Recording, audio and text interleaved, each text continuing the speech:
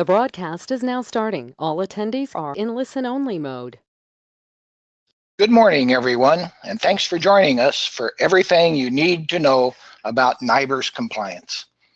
I'm Chief Carl Wolf, and I will be your host for today's webinar. I retired from the Hazelwood, Missouri Police Department in 2012 after serving as their police chief for 27 years. My career in law enforcement spans 42 years, with 35 of those years serving as a chief of police.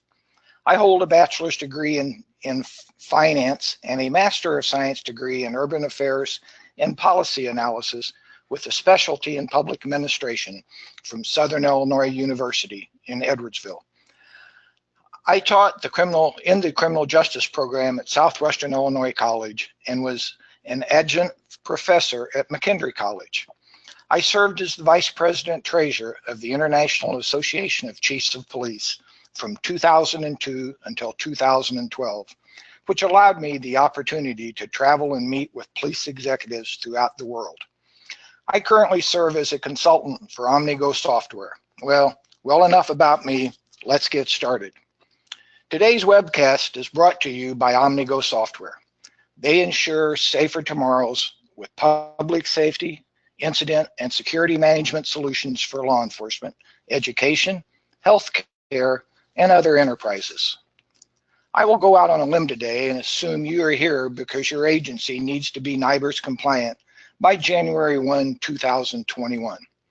And you don't know what that means, or you don't know what is required, or perhaps you don't even know how to get started.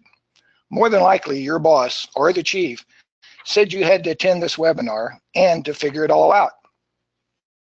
Well, the purpose of this webinar is to provide information and talk you through the compliance process at a very general level by addressing these agenda topics.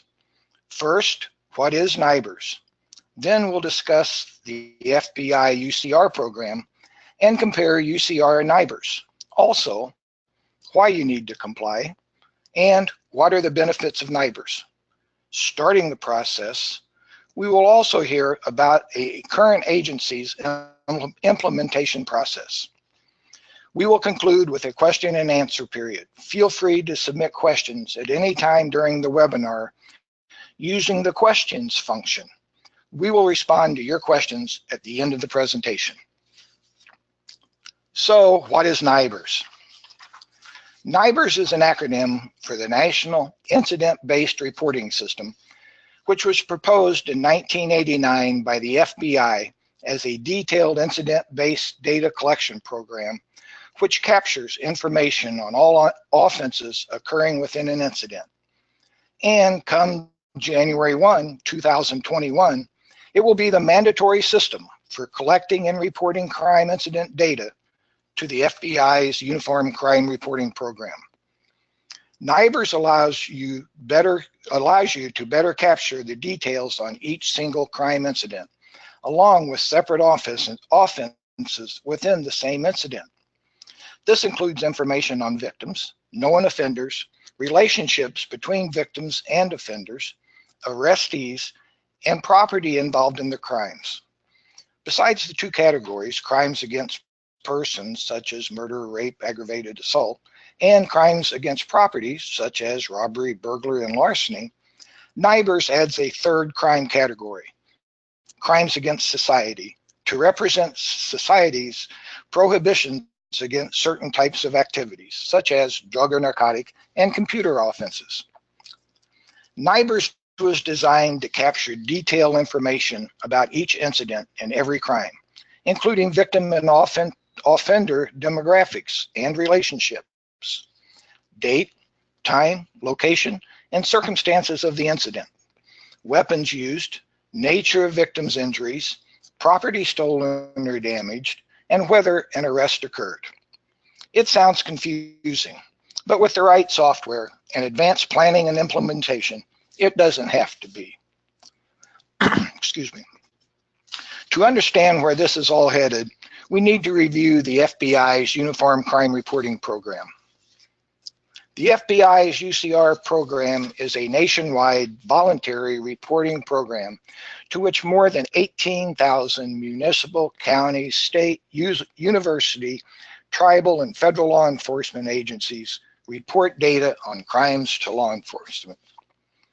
Created in 1929 by the International Association of Chiefs of Police, the UCR program has been administered by the FBI since 1930 to gather information regarding the nature and volume of crime throughout the United States. The primary objective of the UCR program is to gather reliable information regarding common crimes, often referred to as index crimes: murder, rape, robbery, aggravated assault, burglary, larceny or theft, motor vehicle theft, and arson, for use by law enforcement operations and management. The UCR program also gathers data on arrest, case clearances, and attacks on and deaths of law enforcement officers.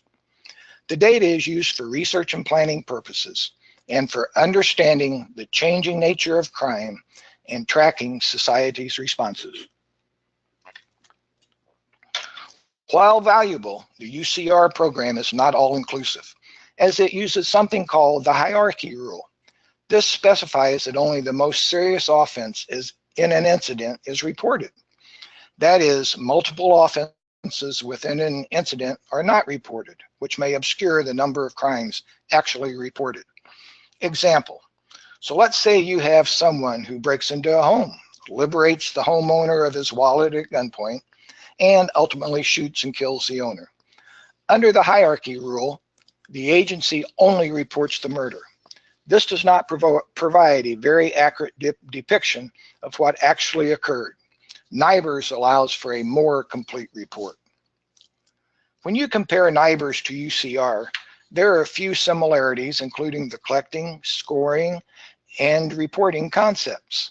Jurisdictional rules and conditions stay the same.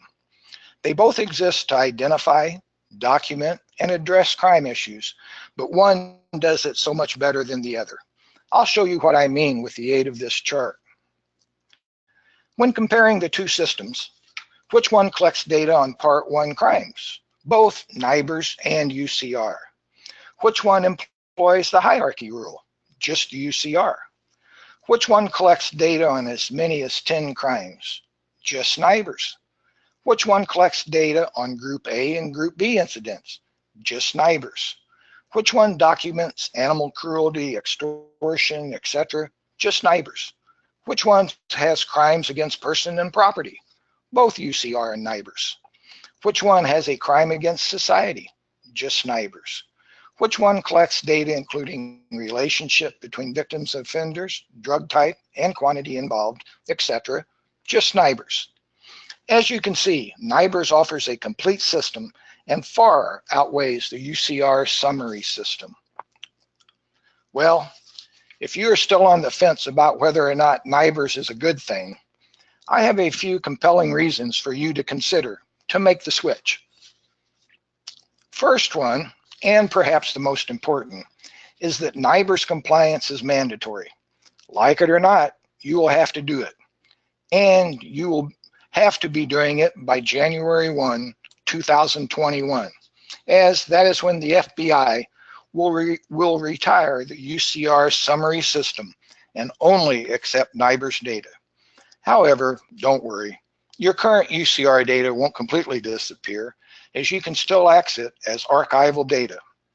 Now, I said the first bulletin on mandatory compliance was the most important reason to change, but this next one is a very close second: the loss of federal funding for your agency, including federal grant programs such as the COPS Office grants, JAG grant program, etc. Also, not being able to participate in the Justice Department's Equitable Asset Sharing Program or the Federal Surplus Equipment Program will be at risk. And finally, NIBRS will improve the detail and accuracy with which you collect crime incident data. You have to collect it regardless of the system you use, so why not be sure it is as detailed and exact as possible. Now let's talk about the benefits of NIBRS. Incident-based crime reporting built on NIBRS standards offers a number of benefits that make it the preferred standard for law enforcement nationwide. But first, I just want to remind everyone that you can submit questions at any time using the questions function, and we will address your questions at the end of the webinar. Getting back to the benefits. NIBRS takes advantage of the information already collected by law enforcement agencies using modern records management systems, like Omnigo software, which captures incident-based crime data. Excuse me. NIBRS provides a standardized framework, allowing agencies to report detailed crime data in a consistent and accurate manner.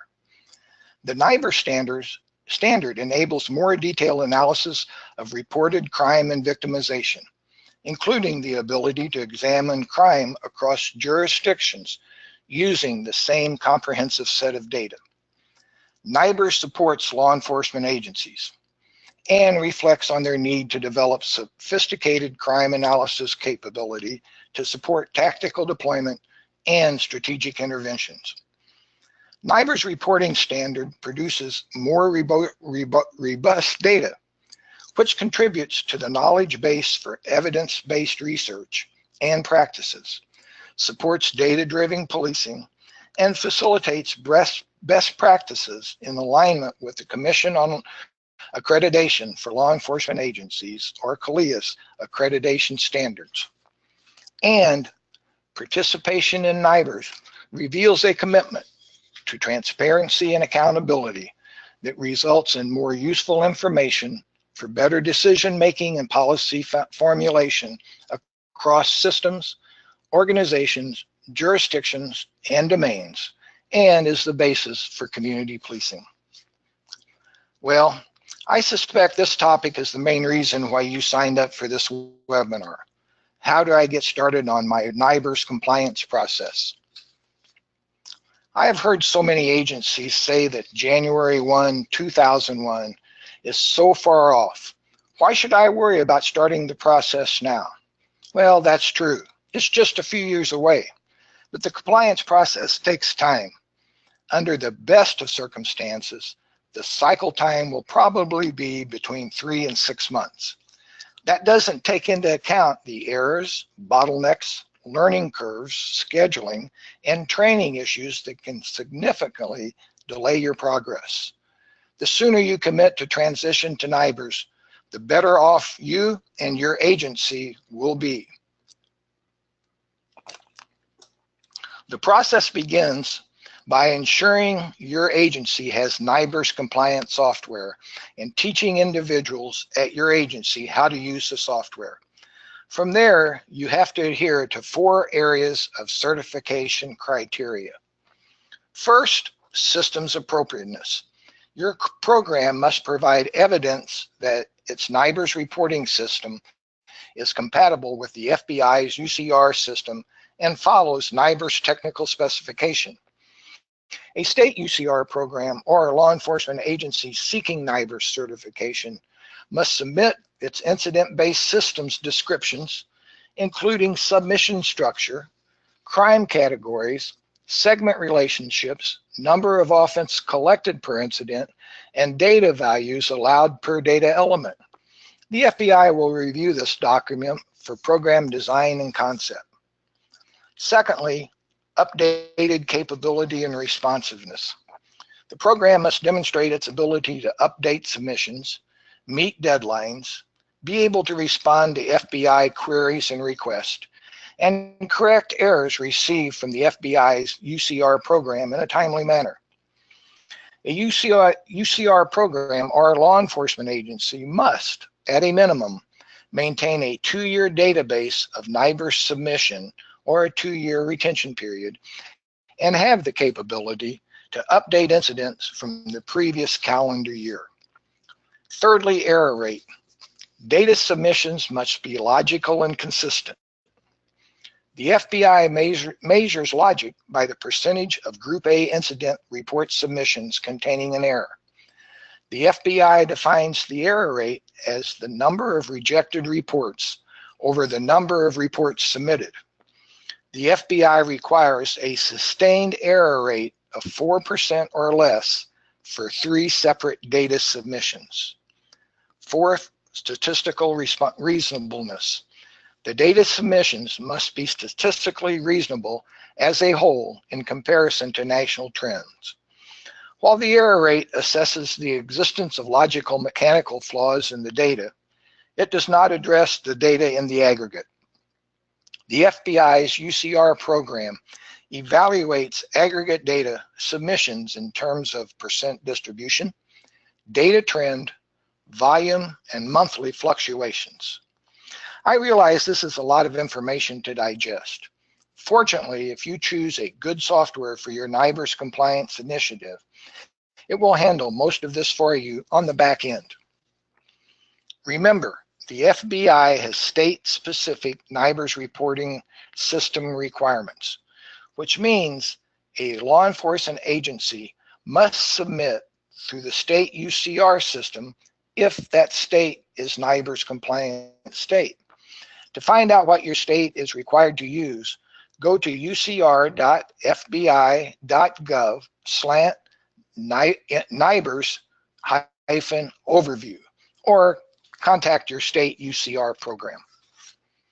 For those of you who are tired of hearing me, I have some good news. I'm turning the mic over to my colleague, Michelle Witt of the Wentzville, Missouri Police Department.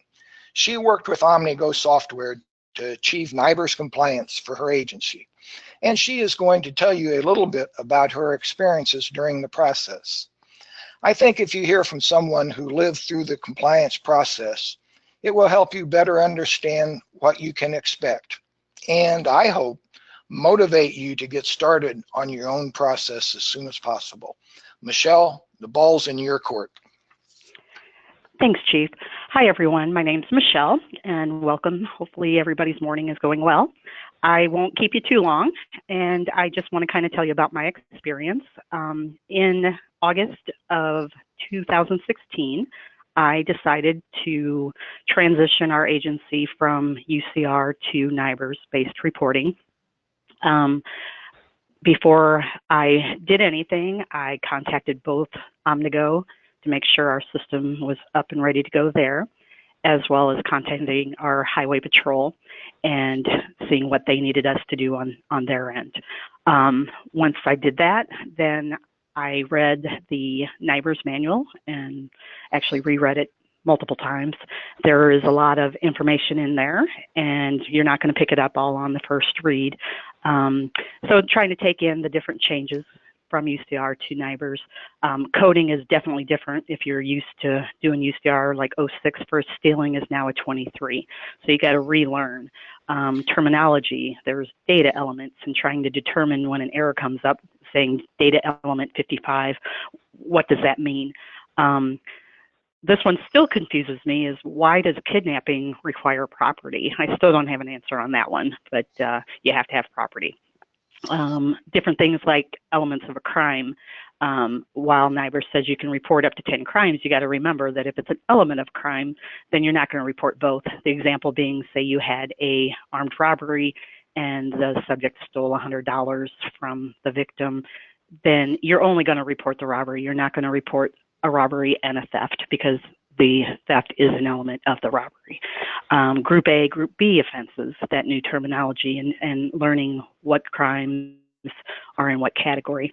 And then finally, my last step before we started the training process was setting up the offense or charge tables within OmniGo. And I'm sorry, I think I said ITI. That was an error on my part. I apologize. However, before you start to manually update these tables, what I would recommend is that you check with your patrol and make sure that they don't have a file that they can give to your software vendor to download these UCR NIBRS coding. Otherwise, you're going to manually have to do them, and that takes a little bit of time. So once I got the table set up, what our agency does is the officers, they will type their reports, but our clerks do what clerks do. We enter the property, we enter the people, the vehicles, anything that pertains to that case, we enter into our software program. And so I felt it would be better to continue this practice and train my clerks so they know what they were doing, and we handle all of that. Now with agencies who the officer handles the coding and making sure that it's done correctly, I would recommend maybe training, a particular officer on each shift so it's done consistently, and then everybody is on the same page. And so what I had my clerks doing between October and December of 2016 was, once they finished their daily work with the reports and coding it for UCR, then I had them go back through and code them for NIBRS. This way they were able to learn, what areas and fields needed to be completed with the different crimes, and actually where these fields were.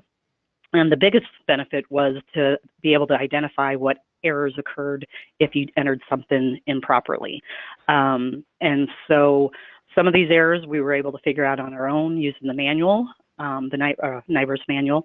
Some of them were still, you're scratching your head. You're like, I have no clue. And so that's when Dave came in handy. And I think I was paying for him for this time period, just constantly calling saying, okay, I have no clue, help me out here. So you need that time to prepare. And so once we got all the clerks working out and fixing out the errors, then we decided to go live. And that was on January of 2017. By me saying live, what I mean is submitting NIBRS during their trial period. NIBRS requires that you have 3 months where you submit at a 96% or higher rate. Once this is completed, then they allow you just to submit NIBRS reporting, not to do UCR. This period, I will not kid you, was kind of stressful, because not only did you have to do NIBRS, you also had to do UCR reporting. And there are some differences between the two as far as how you submit it. So we would have to code things for UCR and then take that UCR coding out so that the NIBRS coding would go through. And so offhand, I'm sorry, I can't tell you specifically an example, but things will come up and you'll figure it out. But I was very relieved once we hit our compliance level and we were able to go live with NIBRS only, and submitting just that in May of 2017. And what I've learned overall, the biggest thing I would say is, don't wait to the last minute. Chief Wolf had said earlier, if you do, you're going to have all these agencies within your state, trying to work with the Highway Patrol, with errors and getting everything set up, and their time's going to be limited. And so it'd be better if you can do it sooner, then this way you're ahead of the curve and you can just sit back and relax. It's good to communicate with your vendor and also the Highway Patrol with any problems you're having and errors during this trial period. They can be a valuable source in getting things worked out. Something I really highly recommend is being consistent on how you code your property and your location types. That is a big thing that we did within our practice period with the clerks when I was, working with them, is we sat down and decided, what area, was going to be considered, this type of property. Like if you had flowers stolen, is this a consumable good? Is this an other? And we kind of went through and kind of got things kind of generalized so that we were staying consistent on our end. Same thing with the location types. Also, when you submit to the state, they will bounce back a report almost immediately if you have any errors or warnings. The errors are definitely something you have to go in and in your CAD RMS system, figure out what was wrong, fix it, and then resubmit it. On the warnings, usually what that is, and I'll give you an example. We had a subject that was, he was the suspect for a rape, and he was 9 years old. And so the system was kicking back that was strange that we'd have a 9-year-old, as a suspect of a rape. And so I just had to call the patrol and just tell them that, yes, this is the correct age for this suspect, and they cleared that out of your system. So you do have to respond, and the state has to clear them out so you don't have to see them anymore in your printouts.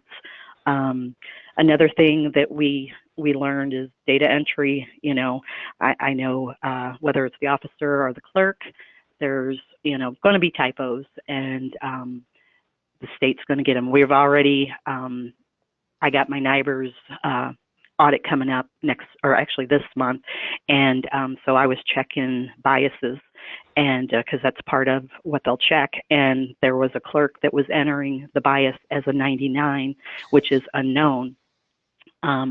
For this program, you have to, if there was no bias, it's 88, which is none. So I would have submitted all these reports showing some type of an unknown bias had we not, you know, checked those, you know, those errors. Just coding, you know, for the injury type and weapon type, and just even drugs, you know, you're required to put in a quantity, and the firearms, we have to put certain information in for that to be able to get it to go through. Another thing is the domestic violence relationship. It's not just assaults that are, you know, going to be submitted in that domestic relationship. You have to talk to your state, see what they, you know, include besides the assault. With our agency in our state, they gave me a copy of the statute for domestic violence, and within there, in the definitions, they had things like sex crimes, harassment, abuse, violation of ex parte, stalkings. So while we won't charge them with that effect, we still have to put that domestic relationship in for us not to get, I call it dinged, you know, during an audit. So there's a lot of information. Going into it blindly, I definitely don't recommend. Be prepared, give yourself time, and to work through any issues that come up. Once we finish the process, and we've been doing it since May, things are working great. Like I said, we have our audit coming up in May, which kind of freaks me out, but you know, I think since we've been doing it consistent, that I'll be okay. If you ever have any questions, just give me a call, and I'll help you the best I can. And or Dave at Omnigo is great with his experience. So I think between him and I, we learned a lot together, and he'll be a valuable resource for you. And I guess that's all I have to say. Thanks, Michelle. That was great information. Okay, we have covered a large amount of information, and I'm sure you have questions. If you haven't already submitted them, go ahead and submit them now using the questions function. Today's panelists are Michelle, Dave Snorbers, who is an implementation and training specialist with Omnigo software, and me. Remember, you can submit your questions online using the questions function on your screen. Enter your questions in the questions box and submit it. All questions will be forwarded to the panelists, and we will answer them as best as we can.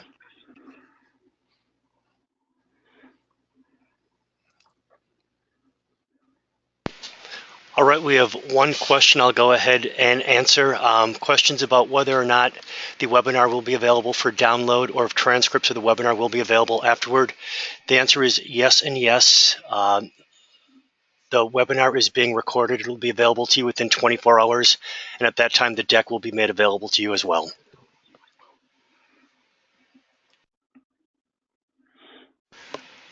And next question. Where do I get the list for all the NIBRS UCR offense codes?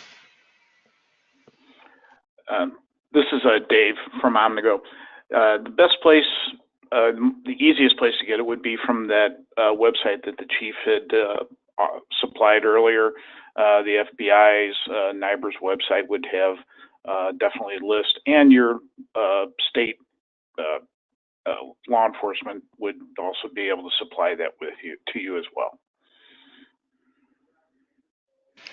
All right, another question came in. Someone asks, are all states audited for NIBRS? Unfortunately, yes, they are.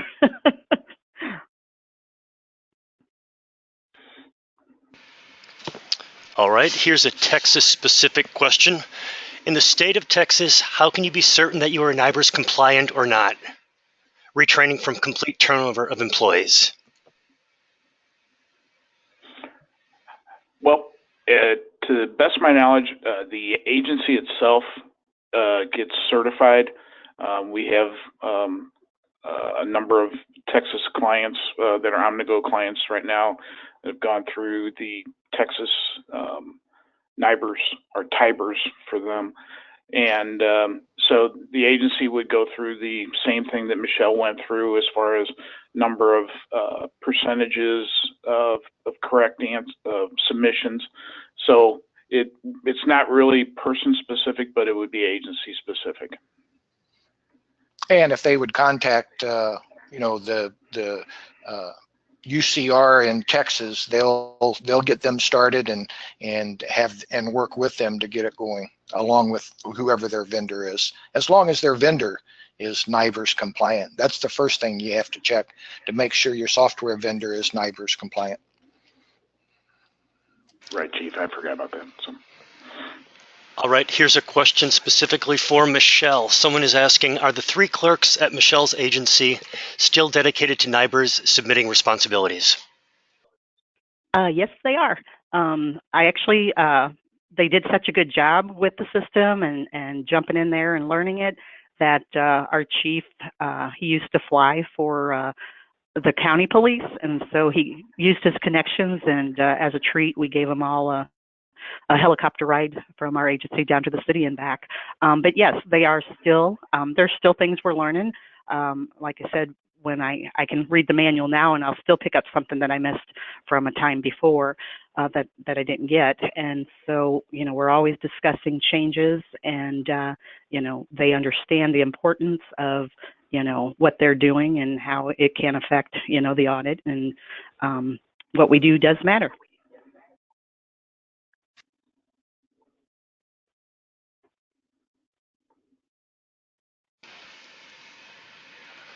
All right, next question.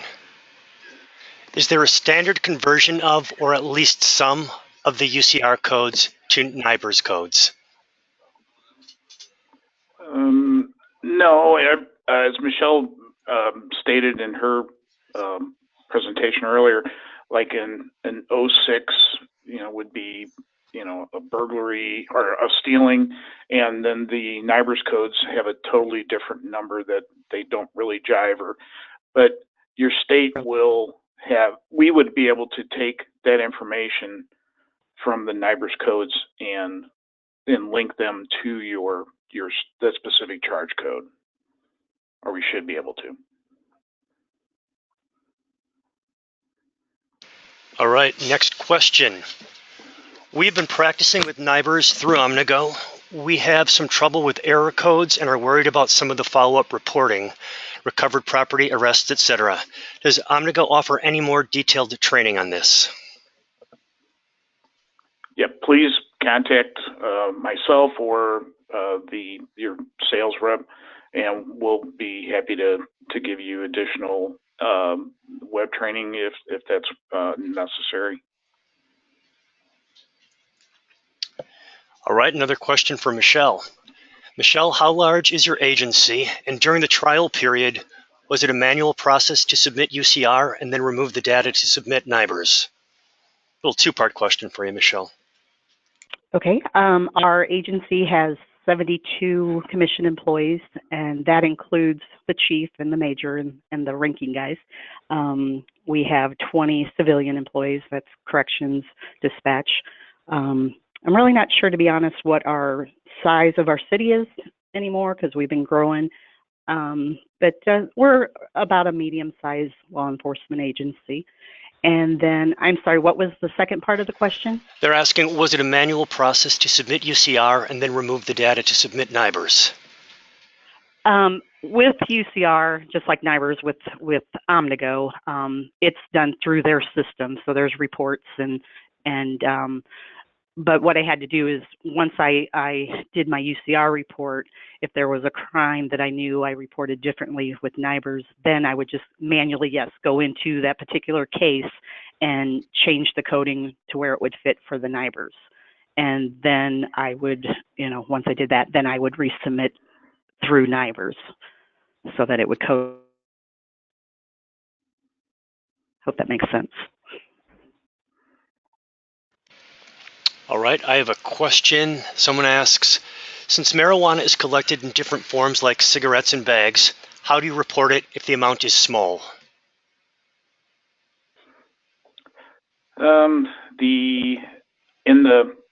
In our system, there's a not reported, or you can, and you can send it off to the lab to get an exact amount, and then you can resubmit that once you get the lab report back. It can be resubmitted. One nice thing about the NIBRS reporting, when changes are made, even a 2-year period after, that the system itself will look back and look for that coding and make the change and then do the resubmission. Unlike when you had UCR, it was more of a manual lookup and have to go back and touch that item.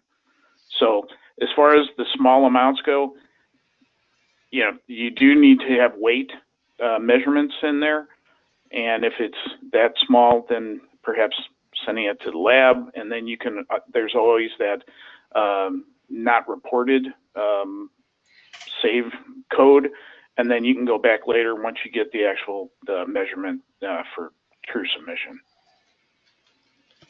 Yeah, on our agency, sometimes we'll put not reported depending upon, a lot of times we set up in our lab where the guys can just do an estimate weight for us so that we can enter it, and in their report within their narrative, they'll put estimated, 1 ounce of marijuana or purported marijuana. And then if the lab work comes back that it's more, then like Dave said, we'll change it and then resubmit it the next time we send our report in. All right, next question. Does NIBRS cost us? Like, is it a software program that we have to purchase for our department, or will our RMS vendor, if they're already in compliance, have it? I can answer that. If your RMS vendor is NIBRS compliant, then you already have it. However, they still have to go through the state if their state is NIBRS compliant, and I think almost all of them are now. There may be 1 or 2 that isn't, but I know they're working on it. But yeah, the software package or your vendor will do it, and you need to check with them and make sure that it is NIBRS compliant. If not, you need to go out and find a vendor that has it.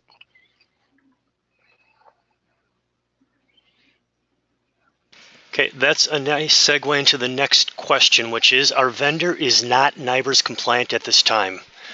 We were told they're working on a NIBRS compliant version, but are having trouble getting an ETA from them. We're trying to find other vendors. Any recommendations?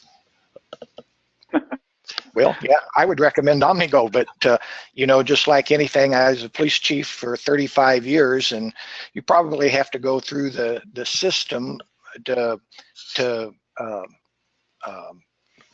look at various vendors, but I would go and research and look at vendors. I would recommend OmniGo, and then you decide which one is the best for you, and you need to do that quick, because if it takes your current vendor another 1.5 years or a year or so to become compliant, then they're not going to have time to get this process going. So you need to find vendors now that are NIBRS compliant, and I would talk to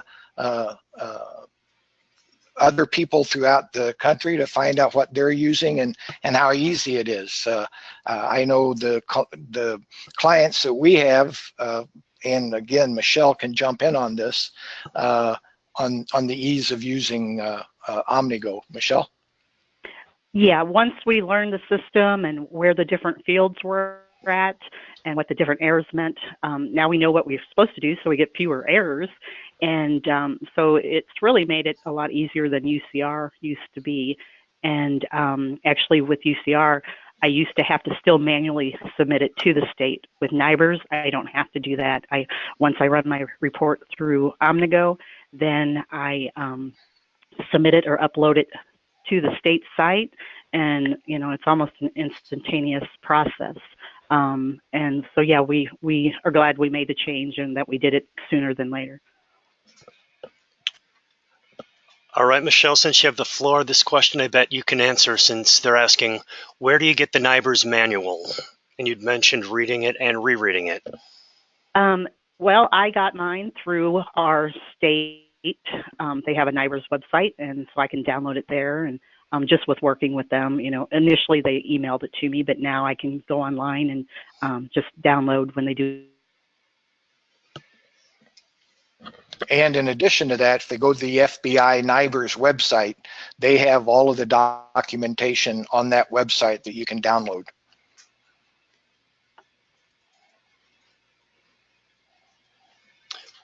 All right, next question. Is there a difference between UCR and NIBRS with reference to clearance of crimes? There's a two-parter. If you are reporting multiple offenses, will each offense have to be cleared individually in NIBRS? So part one. Dave, you want to take that, or you want me to take it? Yeah. Oh, you go ahead, Michelle. That's fine. Okay. They're pretty much similar as far as when you have multiple cases cleared by, the same person, you're only going to count one arrest, but you're going to clear all your cases. And so there's a coding that Omnigo uses with an M for multiple. So say I had 5 stealings, and I will clear the first one showing a C, and then the remaining 4 cases, there's a field that I would put an M, and then the arrest would show, and the case would be cleared, but technically only one arrest is going to be reported. And that's a good point. That if your software vendor is NIBRS compliant, but they don't have a box for M, you'd have to go in on each individual. So just because a vendor says they're NIBRS compliant doesn't mean that their system is easy to use.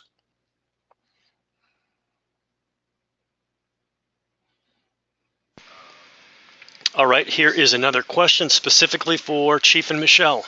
How extensive was the officer training with the transition to NIBRS? Did it greatly affect workflow in terms of report writing?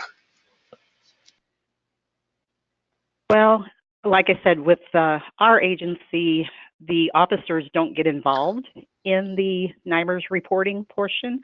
The officer types their narrative, and then the records clerk does all the NIBRS coding.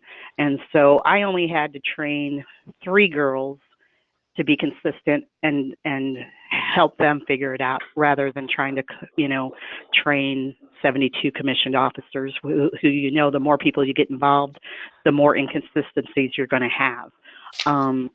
So this is one of the things you need to discuss as an agency, how you want to do your process. And if you're going to have the road be in charge of coding, then they need to know exactly what they're going to do, and it's going to take some training. I would recommend maybe, the lead, officer from each shift be trained, and then they train the officers, or have your records supervisor, train all of them. Somebody that really knows what they're doing needs to be the one, because there are so many little nuances that you need to do. And so that's part of that planning step that you need to sit down as an agency, in my opinion, and determine how. Like I said, ours was easy. It was a no-brainer. I got 3 people. We sat there. We worked through the errors together. If there was something we couldn't do, we contacted, Dave, and then, we worked through it and were able to move on. Like I said, once we went live or through the test process in January of last year, then we were doing pretty good. So we didn't have a lot of issues. Hey, Chief, could I jump in to answer as far as the Sure. road officers training? Sure. There is going to be a learning curve. There's ways that police departments apply charges to different individuals, and like Michelle said in her presentation, that there's going to be certain charges that are inclusive in the crime that with UCR you would have charged them with, and with NIBRS you're not going to, because it's actually going to tell you in our validation that it's an illogical charge selection. Yeah, and so there's a couple things that are it's just going to take a little bit of time, but once they get it down, it should actually speed the process up, because they're going to know what can go with what offenses, and as far as the property goes, that type of thing. So there is going to be a learning curve, but once it's done, the guys are going to know exactly what to do, like anything else they do in their job. And, getting back again to the proper software, I know OmniGo comes back and gives them a validation error saying, no, that's not right, or you've missed this. And then they can go back and change that. If you've got a software that doesn't do that, then that's going to create more errors. So again, when you're looking for software, you need to look at that type of stuff. Does the software make the job easier for the road officer? And the FBI, when they first started this in 1989, they wanted to make sure that it didn't put an extra burden on the road officers.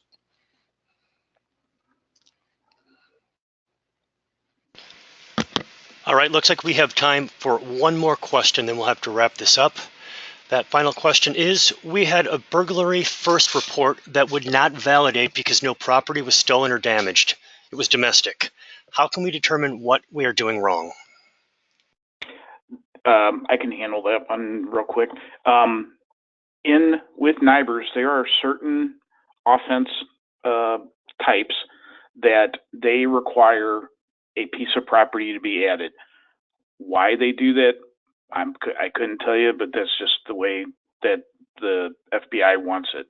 Like Michelle had something earlier about a kidnapping that it required a piece of property. If you're an OmniGo client, then something with that, you just add a piece of property, the property loss type, you put a 1 and you associate it to the crime. That's all you have to do. You don't have to put a dollar amount or any of that kind of stuff in there. So it's part of the process, and again, it's just a learning. If you are one of our clients, please just give us a call, and I'll be happy to help you with that too. All right, thank you, panelists. Okay, thank you, everybody. We appreciate you. Again, a recorded version of this webinar will be available in 24 hours. And if you need more information on how to become NIBRS compliant, give us a call, 800-814-4843, or email us at sales2@omnigo.com. Have a great rest of your day and be safe out there.